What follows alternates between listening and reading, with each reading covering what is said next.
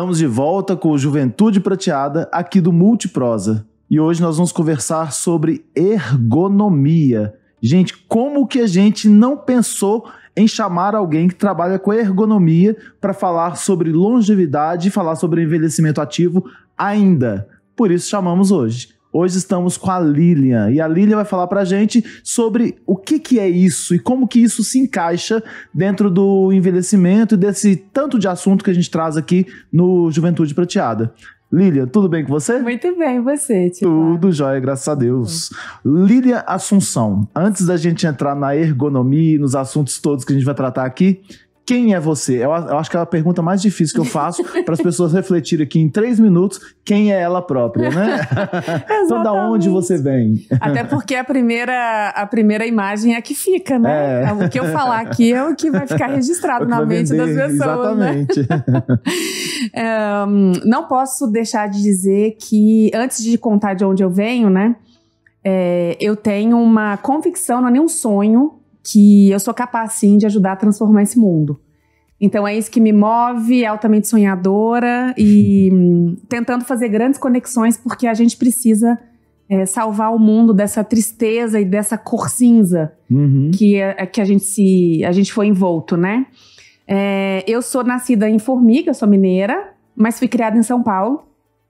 Então foi lá que São Paulo tem grande participação nesse meu modo de funcionamento elétrica e altamente empreendedora e muito aberta a grandes conexões e com muita facilidade de ir conectando uma coisa com a outra, até às vezes temas que a gente acha que não tem a ver um com o outro, eu consigo conectar e daquilo ali sair alguma coisa que vá beneficiar todos nós. Então é isso, eu sou uma mineirinha, misturada com paulista, moro em BH já há alguns anos, já deve ter 20 e poucos anos, e essa sou eu. A sua trajetória em escolas vem de Minas, vem de São Paulo, mais de São Paulo mesmo? Fui pra lá com 5 anos, fui pra lá no prézinho. Ah, você foi muito nova pra lá. E fiz tudo lá, fiz a escola todo o tempo, fiz a faculdade. A sua graduação em quê? Eu fiz a graduação em fisioterapia. Sei. O que foi muito incrível. Por muitos anos eu me senti muito desconectada, né? Porque eu tenho muitas pessoas que trabalham com gerontologia, tem muito esse olhar, esse viés para a questão do adoecimento, do idoso frágil. E a minha pegada toda foi com saúde, com vida ativa, né? Por isso que fui construindo essa minha carreira toda em cima de pessoas saudáveis e construindo uma vida saudável, ou tentando, né? Ser saudável. É uma coisa que a gente tem que desconstruir também, né? Essa questão de quando a gente trata ou traz pessoas para falarem sobre envelhecimento, longevidade, a gente tem que falar sobre saúde, né? Porque sempre associa as propagandas para algo sobre envelhecimento, são propagandas que lembram as pessoas doentes, né? Sim. E não é isso. Já está no inconsciente, né? Quando a gente fala de envelhecimento, para muitos jovens, quando a gente fala de envelhecimento, já pula na cabeça deles um velhinho, né? E isso, assim, são estigmas que a gente tem por obrigação ajudar a desconstruir. Exatamente. Né? De forma muito prática, porque hoje a gente tem muitas pessoas mais velhas, muito jovens e tatuados, né? Eu sou uma dessas, já tô quase 50 e não sigo aquele estereótipo de quando eu olhava as pessoas com quase 50, eu imaginava que já eram senhoras, já avós, né? Eu tinha um estigma já pré-estabelecido, né? Então a gente precisa começar a pensar assim, no idoso com 70, 80 anos, dentro de grandes empresas, seguindo uma carreira longeva e se cuidando e correndo de manhã e altamente saudável. A gente precisa começar a mudar, só que essa mudança a gente precisa começar a ver essa normalidade, que é o que eu falo muito. Agora, já que a gente vai falar de ergonomia, então, qual a relação tem a ergonomia? O que é ergonomia primeiro e qual a relação dela com o envelhecimento saudável?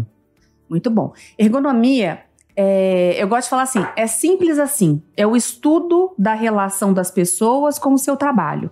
Como que essa relação acontece, né? Com as condições que são dadas dentro das empresas, né? Existem regras, normas de funcionamento. E o ergonomista, ele estuda como que essa conexão acontece. Como que essa pessoa, vamos imaginar um cargo operacional, um operador numa fábrica de automóveis. Então, eu tenho um operador que vai operar aquela máquina para fabricar algo. Como que essa relação acontece? Essa relação é favorável? Ela predispõe a adoecimento? Ou a gente está falando de longevidade até dentro das organizações?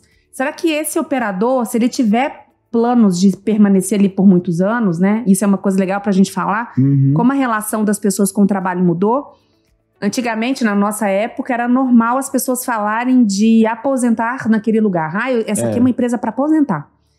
Hoje, as pessoas mais novas, elas não querem se aposentar numa empresa só. Elas querem ter a carteira de trabalho toda carimbada de locais diferentes. Elas querem estar numa empresa como CLT, mas também quero ter minha própria empresa. Às vezes, a pessoa tem 3 negócios ao mesmo tempo. Então, essa relação mudou muito. E a ergonomia estuda como que essa relação acontece.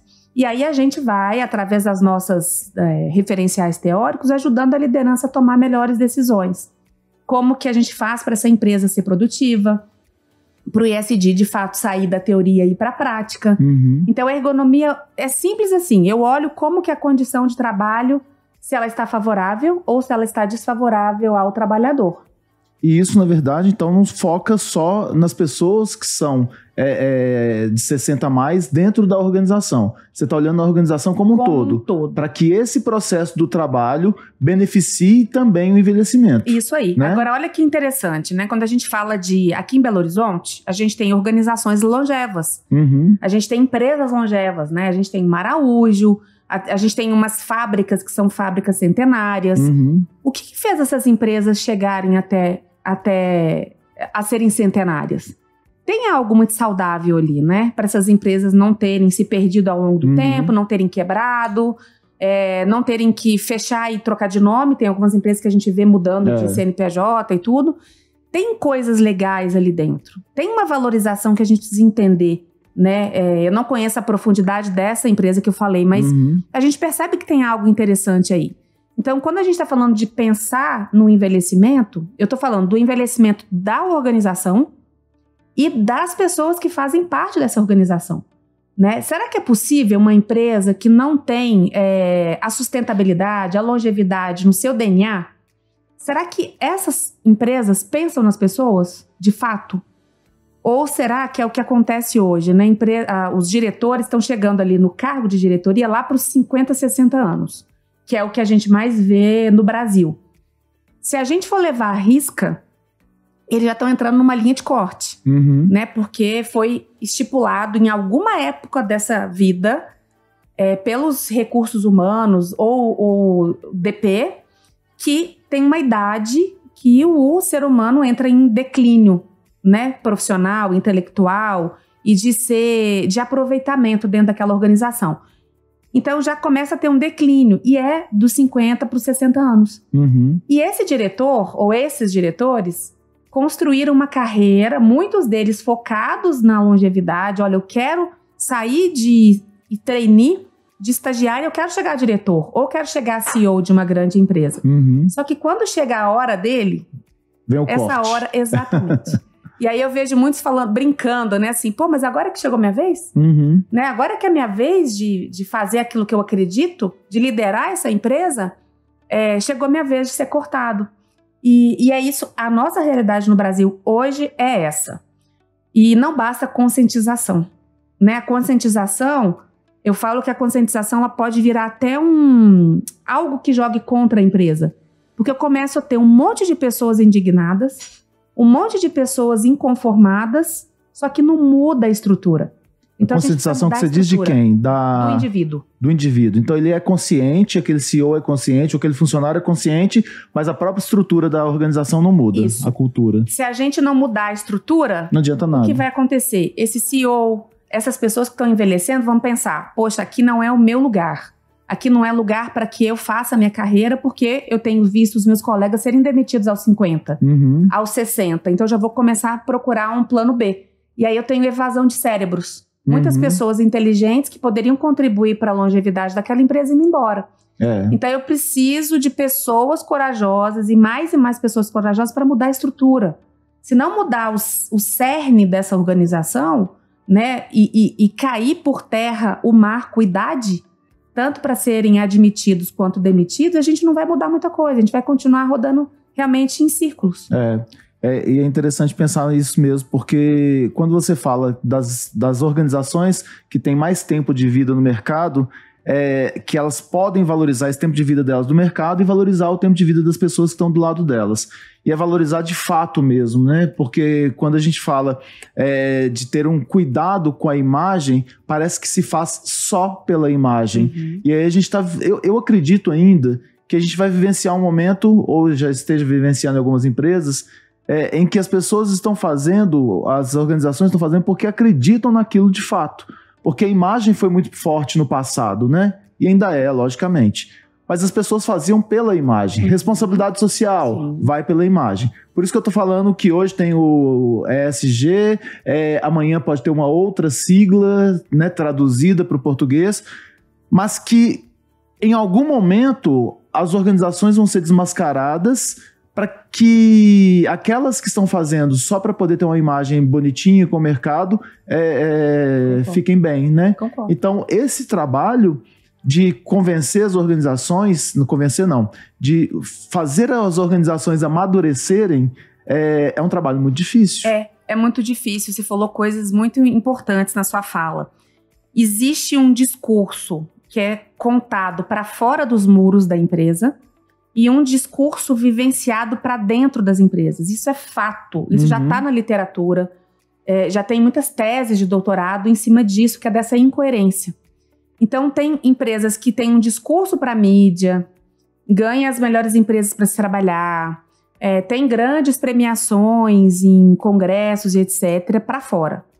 Mas quando a gente brinca que a gente pega uma lupa e se aproxima da realidade dessa empresa, a gente fala, não é bem assim, né? As pessoas não estão tão felizes assim, né? Quando o bicho está pegando mesmo, a coisa acontece de uma outra forma. E aí essa incoerência é que gera o desengajamento, que gera a descrença, a perda de confiança, né? Então tem muitas empresas que falam assim, Lili, a gente tem um trabalho lindo, a gente está fazendo um trabalho social maravilhoso, né? A gente está fazendo, tem programas maravilhosos de qualidade, de inúmeras outras coisas. Mas o trabalhador não acredita naquilo ali. Sabe quando o líder apresenta um resultado e aí um cutuca com o outro e fala assim, olha lá, né? Só para inglês ver, né? Então a gente precisa começar a ajudar, que a gente já está fazendo isso, a orientar as empresas a olhar para essa incoerência. O que está incoerente jogando contra os seus resultados? Né? E aí a gente consegue pensar que essa organização vai ser longeva, sustentável, saudável, e em contrapartida das pessoas também. Né? Se eu tenho uma organização saudável que pensa na perenidade dela, os trabalhadores que estão ali dando a sua força de trabalho, sua inteligência, todo o seu conhecimento, porque trabalhar é isso, né? É você colocar à disposição do lugar que você escolheu o seu ser integral, o seu cabeça, a sua força física, a sua criatividade, né? Só que isso tudo precisa de estímulo, né? A criatividade não brota do pé, eu preciso ter estímulo para aquilo ali. Interessante, eu tenho um trabalho voluntário com pessoas privadas de liberdade. E eu vejo muitas vezes que aquela pessoa com mais dificuldade que eu tenho, mais dificuldade de chegar nela, é porque ela já perdeu o sentido da própria vida. A vida para ela não tem valor. E aí quando eu falo isso, ela encara a vida dos outros como uma vida também sem valor, já que a vida dela não tem valor. Quando a organização não encara os seus funcionários, as suas relações como relações valorosas, ela não vai conseguir valorizar aquela cultura, né? Quer dizer, a cultura ela já tem, que é de desvalorização, por mais que seja maquiada, né? Que apareça como algo valorizado. Então tem que se trabalhar muito nessa questão do número 1 da organização, né? Ou seja, a diretoria, para poder entender, porque também a mudança não vem só de baixo, né?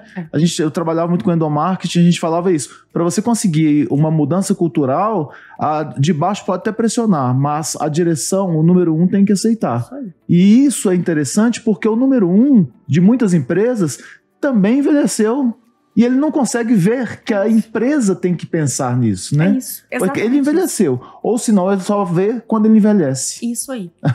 E aí, eu fico pensando muito assim, o quanto que só ações de conscientização, ações que pessoas que trabalham com esse tema levam para dentro das empresas, o quanto que isso de fato é eficaz mesmo, não é que seja desnecessário de forma nenhuma, não é uma coisa ou outra, é tudo junto. Isso é muito importante. Mas se a gente não tiver realmente alguém que fale, vamos mudar isso aqui tudo, né? Vamos mudar a regra do jogo. A partir de hoje a gente vai funcionar dessa maneira. E a gente começar a formar novas formas de se pensar. A construir, né? A construir essa organização. Porque quando a gente fala, parece que a gente vai implodir. E não é implodir. A gente vai aproveitar o que existe para construir a partir daí. Né? Mudando aquilo que deve ser mudado. Aproveitando o conhecimento, saber a história. Mas que para os tempos de hoje, as coisas mudaram muito. Né? Antigamente, realmente, com 50 anos, eram pessoas que já tinham parado no tempo, não buscaram tanto conhecimento, tanta cultura. Hoje não. Hoje a gente tem pessoas de 70, 80 anos iniciando uma universidade, né, se interessando em fazer um curso novo, separando, começando um casamento novo. Sim. Tendo mais um filho. Ou né? seja, o novo já está presente para muita gente que está acima dos 60. Agora, quando que a gente vai encarar isso como normal? Isso é normal. Envelhecer é normal. Né? E dentro das empresas é a mesma coisa. Eu preciso ter uma mescla de trabalhadores ali. Porque é normal isso. Na nossa vida é assim. Imagina no seu prédio. Tem pessoas de todas as culturas, de todas as nacionalidades, de todas as idades, de todas as cores. Né? Dentro de uma empresa é a mesma coisa. Eu preciso do mais velho com uma serenidade, que também isso é meio clichê, né? Porque às vezes o cara é elétrico, é um baita de um empreendedor, a gente tá colocando ele numa cadeira ali de sereno, mas aproveitar o que de melhor cada idade, cada personalidade pode oferecer para aquela empresa. Será que a gente vai ser sereno aos 70? Não sei. A gente tão agitado assim, eu acho que eu vou começar a fazer as minhas yogazinhas de manhã, sabe? A gente fala sobre ressignificar o trabalho e essa diversidade etária. Já estamos falando sobre isso. Mas o que significa, então, ressignificar o trabalho para que a gente possa ter essa diversidade etária de fato? Muito bom. Olha que coisa louca, né? Antigamente, a gente não pode pensar no hoje sem olhar para como as coisas eram antes, né? Trabalhar era muito sofrido. Ainda tem muita gente com essa mentalidade que para trabalhar tem que cansar, tem que ser sofrido. Se eu não chegar no final do dia muito cansado, tem alguma coisa de errado, algo não funcionou. Eu não posso ter prazer no trabalho, tem que ser um lugar de sofrimento. Quando a gente tem essa mentalidade, eu quero me aposentar logo. Por quê? Porque eu quero me livrar daquilo ali, daquele trabalho que não faz o menor sentido para mim. Né? Se é um trabalho onde eu preciso sair 4 horas da manhã, onde eu ganho mal, que é a realidade nossa do Brasil. Os trabalhadores, às vezes, têm umas funções que, no meu olhar, são muito valiosas e que são muito mal remuneradas. E se a remuneração for ruim e a condição de trabalho também for ruim, qual que é a estrutura que esse ser humano vai ter para pensar em longevidade de carreira? Verdade. Provavelmente eu quero me livrar daquilo ali para acabar com aquele sofrimento. E aí a pessoa fala, quando eu me aposentar, aí eu vou ser feliz. Aí eu vou viajar, vou fazer as coisas que eu gosto. Eu falo, gente, mas por que não hoje? A gente tem tanta certeza no amanhã, né? Então esse ressignificar é começar a encarar o trabalho de uma maneira prazerosa. Só que o foco no indivíduo não basta. Não adianta o tio Flávio decidir ressignificar o trabalho. A partir de agora, eu vou buscar novos sentidos. Se o lugar que você trabalha não te favorece a isso. Porque você está com uma boa intenção, mas a empresa tem um olhar de exploração. Então, eu preciso casar essas duas intenções. Quais condições são dadas? Será que esse trabalho de fato é interessante? Será que é um trabalho prazeroso para que você fale, nossa, gente, por mim, eu aposento aqui. Ou eu não quero parar de trabalhar, eu quero trabalhar até enquanto eu tiver saúde. Quando as pessoas falam isso, eu falo, opa, tem algo de muito bom nessa empresa. Porque se a pessoa não quer sair dali, ela conseguiu construir algo muito bom ali, muito valioso. E olha que interessante que a gente vai falando do trabalho, como o trabalho impacta na longevidade. As pessoas que foram... que tiveram uma relação extremamente insalubre durante a vida inteira do trabalho, elas são pessoas que envelheceram mal. Porque o trabalho faz parte da vida, logicamente. E aí a gente não pensa que isso impacta tanto na relação da família, na relação com a sociedade, por aí vai. Isso. Né? E Flávio, só para fechar essa sua frase, eu quero deixar como provocação para as empresas, será que somente instituir programas, se a gente for entrar dentro de uma grande empresa, são tantos programas para tantas coisas que você imagina, você fala, gente, essa empresa deve ser muito perfeita, beira a perfeição. Porque é programa para muita coisa, só que é tudo muito teórico. É muita obrigação, é muita obrigação legal, é muita obrigação de atender a normas internacionais, ISOs e etc. Mas quando eu tiro essa roupagem dessa obrigatoriedade, sobra pouca coisa. Na hora que eu falo, gente, legal, e se vamos tirar todas as obrigações legais, fingir que não existe mais obrigação legal, o que fica? De fato. Será que fica realmente um lugar gostoso para se trabalhar genuinamente? Que é aí que a gente vai encontrar as pessoas saudáveis. Se a gente pensa assim, atividade física é um dos fatores que contribuem para um envelhecimento ativo. Mas se esse trabalhador sai de casa 4 da manhã para chegar no trabalho, de repente, 7 horas e bater o seu cartão, e sai de lá às 7 horas e vai chegar umas 9 horas em casa, qual é o horário que vai sobrar livre? Ou até de desejo de falar, nossa, eu estou disposto, quero fazer uma atividade física. Não sobram horas para isso. Então, o que é utópico e o que de fato é real? Né? Aí a empresa fala, bom, palestra de conscientização a gente tem aqui, o trabalhador não faz porque ele não quer. Ele sabe que tem que fazer, ele não faz porque ele não quer. Né? A empresa jogando a responsabilidade para o trabalhador, como sempre é assim. Mas será que tem condição para isso? Né? Será que ele tem consciência, não é nem consciência, é tranquilidade mental de falar assim, olha, na hora do meu almoço, eu almoço rapidinho e faço uma academia. Será que tem vontade? Será que está sobrando esse desejo de ressignificar? As empresas têm muita responsabilidade nisso. Com certeza. E a gente fala, quando você fala aí dessa questão do envelhecer, a gente chega lá nos 50 anos de idade e já está na linha de corte. Isso é triste, porque a gente está num país que envelhece, né? E tem que repensar tudo isso. Bom, a gente tem que encerrar, logicamente. E eu queria que você indicasse um livro. Eu fiquei super pensativa aqui. Eu leio muitos livros, igual eu disse no comecinho, que eu tenho uma facilidade de conectar Às vezes eu pego um livro que não tem absolutamente nada a ver, mas eu pego aquele conteúdo e falo, como que eu aplico isso na minha atmosfera ali do mundo do trabalho, né? Eu acho que um clássico, o Lifelong Learning, eu acho que ele de repente, muitas pessoas até falaram dele, mas ele é muito legal para a gente entender que o aprendizado, ele é para além do nosso querer. Você acordou, você abriu o olho, olhou para a janela, você já está aprendendo alguma coisa. E a gente precisa estimular essa vontade de aprender. Porque se eu não aprender, eu morro. Eu me distancio da humanidade. Mesmo vivo, eu às vezes, né? Eu preciso aprender, por mais que eu não queira. Se eu não aprender, eu morro mesmo vivo. Estando vivo... Isso aí, eu vivo morro. Exatamente. Né? Uma pessoa adormecida. Então, esse é um livro muito interessante. Ele é para todos, não é um livro que é direcionado a alguma profissão. Ele é muito interessante. Tem um outro livro que eu não posso deixar de falar, que é a minha Bíblia, que é o Conversando com Deus, que também não é religioso, tá, gente? Podem ler. Ele não é, apesar do livro, do título ser um título religioso, ele não é um livro religioso. E ele diz uma frase que eu amo, mas essa não é a minha frase, que diz que a gente está aqui na Terra não é para aprender somente, mas é para a gente colocar em prática. Então, muita teoria e pouca prática, de que vale? E as organizações estão precisando colocar esse livro em prática. Exatamente. Né? Sair da teoria e ir um pouquinho mais para a prática. Filme. Você gosta de livro, filme...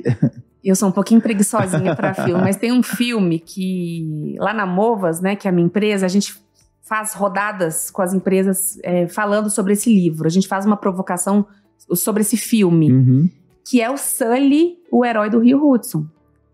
Que ele é um filme que você pode assistir simplesmente como um filme, Netflix, senta na sua poltrona e assiste, ou você pode assistir com o viés, o que eu posso aprender para mudar o meu trabalho.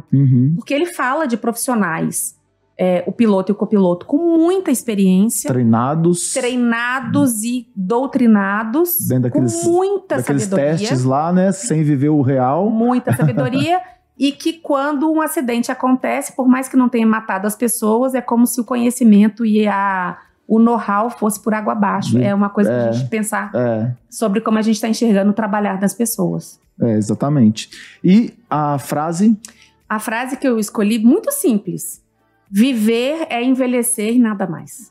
Verdade. Normal, o tempo todo. É normal. Vamos parar de problematizar. Vamos viver, ser feliz. Exatamente. Lilian, muito obrigado pela sua participação aqui. Tem um espaço aqui para você agradecer quem você quiser para a gente poder encerrar. Eu agradeço primeiro você, né? Que é uma pessoa querida que acreditou que eu teria algo a contribuir. Agradecer as pessoas que confiam na Movas, minha empresa, que a gente está aí fazendo provocações tão profundas para as empresas e eles estão acreditando que é possível. E obrigada pela oportunidade, deliciosa. E para a gente foi excelente também, porque a gente fala muito sobre a vida. E o trabalho, como dissemos aqui, faz parte, é um aspecto da vida, né? E a gente não pode deixá-lo à margem, um apêndice, né? Então ficamos por aqui, mais uma vez, no Juventude Prateada.